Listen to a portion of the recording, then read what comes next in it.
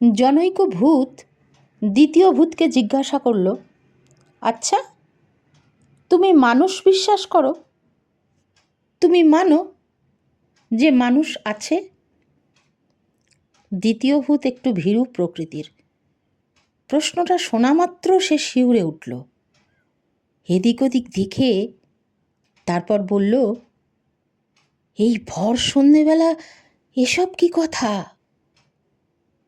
প্রথম ভূত এবার বলল, তাহলে তুমি মানুষ মানো, মানুষ ভয় করো, বিশ্বাস করো মানুষ আছে? দ্বিতীয় ভূত কবুল করল, বিশ্বাস না করে উপায় কি? এই তো আজকেই দলে দলে মানুষ মিছিল করে ময়দানে এলো, সভা করল।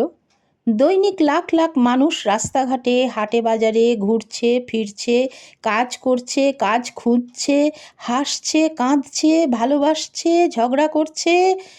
দ্বিতীয় ভূতকে থামিয়ে দিয়ে তার মুখের কথা কেড়ে নিয়ে প্রথম ভূত সরাসরি প্রশ্ন করল, কিন্তু কিভাবে বুঝলে যে ওরা মানুষ? ওদের বুকের মধ্যে তলিয়ে দেখেছ? ওদের ভিতরে মানুষের মন আছে কি না? মানুষের আত্মা, মানুষের বিবেক আছে কি না? দ্বিতীয় ভূত সতর্কভাবে বলল, তত কাছে যায়নি, অতটা সাহস হয়নি।